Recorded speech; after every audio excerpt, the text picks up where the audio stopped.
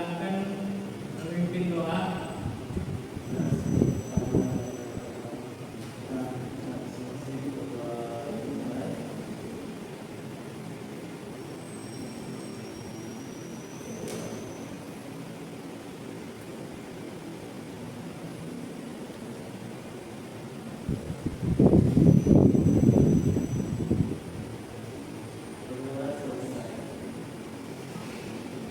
Sebelum mulai pembelajaran pada pagi hari ini, Bapak akan terlebih dahulu. Pertama ada Dominika Deodali. Hadir Pak. Berboleh Pak ya. Hadir Pak. Lalu Yudiati. Hadir Pak.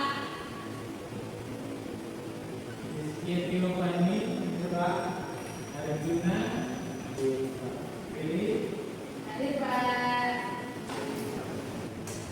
Baik anak-anak, hari ini kita akan belajar tentang benang dan letak. Sebelum itu Bapak akan tanya, apakah dari kalian ada yang tahu apa itu benang dan letak?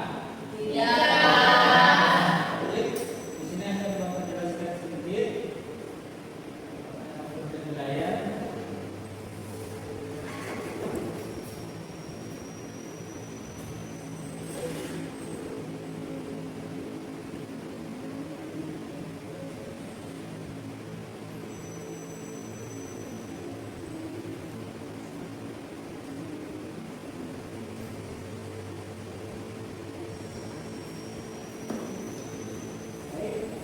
Yang pertama adalah peta. Peta merupakan lembaran seluruh atau sebagian permukaan bumi pada bidang data yang diperkecil dengan skala tertentu atau dengan ukuran tertentu. Peta itu memiliki 4 fungsi. Yang pertama itu adalah menunjukkan posisi atau lokasi suatu tempat di permukaan bumi.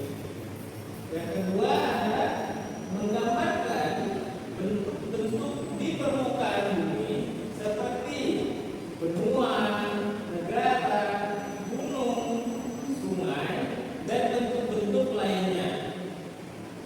Yang ketiga, memperlihatkan ukuran baik luas maupun jarak dan arah suatu tempat di permukaan bumi. Yang keempat, itu sebagai alat mempelajari fenomena alam hingga gejala geografi. Selanjutnya, di dalam peta sendiri itu memiliki bagian-bagian. Bagian yang pertama itu adalah judul peta. Judul peta itu ditulis pada bagian atas peta yang dapat menunjukkan isi dari peta tersebut. Menunjukkan peta tersebut itu daerah apa. Selanjutnya ada skala peta. Skala peta itu merupakan perbandingan jarak pada peta dengan jarak yang sesungguhnya yang ada di bumi. Selanjutnya ada penunjuk arah. Peta yang dibuat harus memiliki penunjuk arah. Biasanya berupa simbol mata angin dan bentuknya itu bisa berupa tanda panah atau bentuknya seperti bintang yang ada pada gambar. Selanjutnya ada legenda. Legenda itu merupakan lambang atau simbol tertentu, misalnya melambangkan bentuk kenampakan alam, bisa juga bangunan-bangunan tertentu. Contohnya seperti menunjukkan daerah dataran tinggi, dataran rendah pada suatu daerah. Oke, selanjutnya ada denah. Denah itu adalah gambar dari suatu area atau tempat yang menunjukkan lokasi-lokasi penting di dalamnya. Bisa kita lihat seperti contoh pada gambar ini.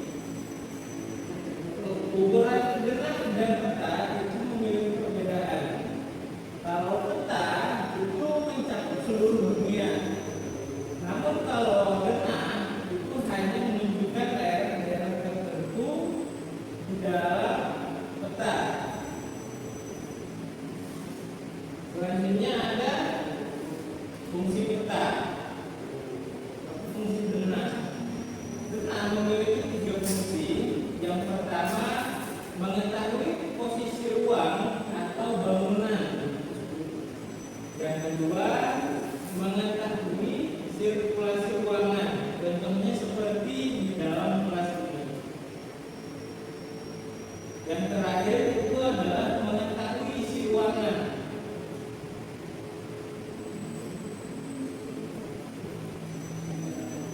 Selanjutnya ada jenis-jenis denah.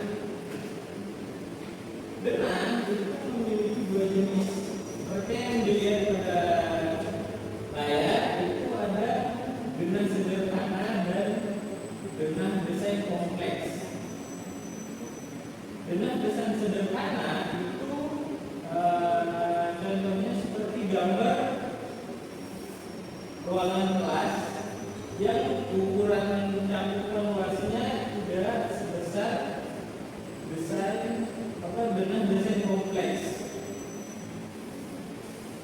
Baik, sampai sini apakah ada yang ingin ditanyakan? Tidak, Pak. Karena sudah paham. Selanjutnya ada kita akan masuk ke sesi game. Di sini Bapak akan memberikan kertas dan yang lainnya di sini setiap satu kertas yang Bapak berikan itu memiliki satu kesempatan untuk menjawab pertanyaan yang akan Bapak berikan. Baik, Bapak masukkan.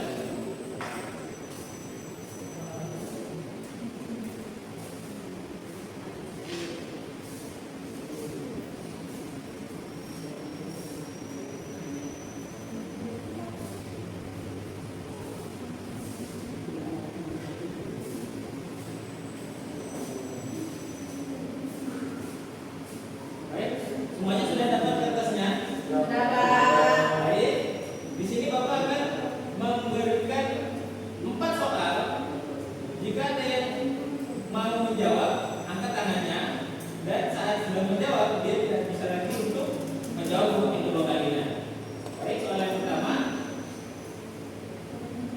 Gambar di samping merupakan bagian dari peta yang dinamakan. Ada yang bisa menjawab? Ya, Del. Kompas. Baik, kita lihat apakah jawabannya benar.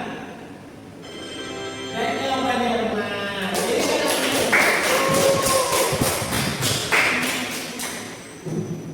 baik, soal yang selanjutnya. Gambar di samping merupakan salah satu jenis denah yang dinamakan denah. Ya, anak ini. Denah sederhana. Baik, kita lihat jawabannya apakah benar atau salah. Benar. Baik, soal yang selanjutnya.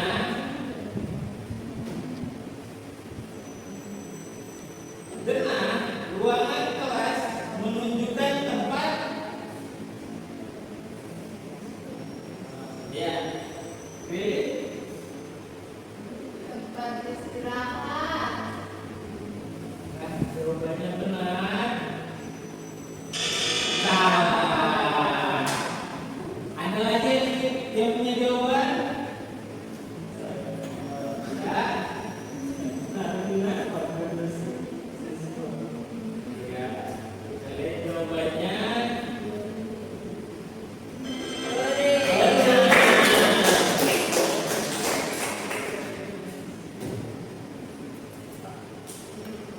Masih ada soal? Oh, ada masih satu soal. Ini siapa lagi yang masih bisa menjawab? Yang masih punya kertas untuk bisa menjawab? Terus sama? Ya. Perbandingan antara jarak pada peta dengan jarak sebenarnya disebut dengan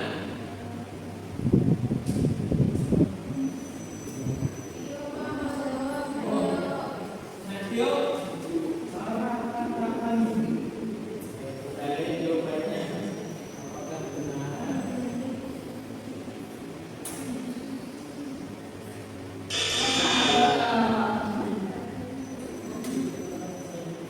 Ini yang terakhir, Nauli. Jawabannya B. Sekarang kita lihat jawabannya. Benar.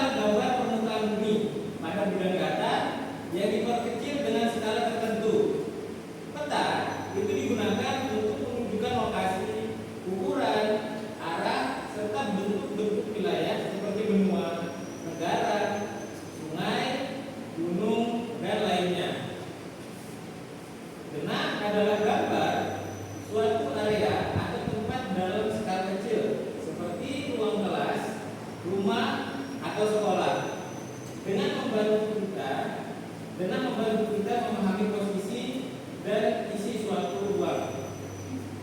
Fungsi peta dan denah itu adalah menunjukkan posisi suatu letak, tempat, menjelaskan arah dan jarak, memberi informasi, isi atau suasana ruang, bagian penting dari peta. Judul peta,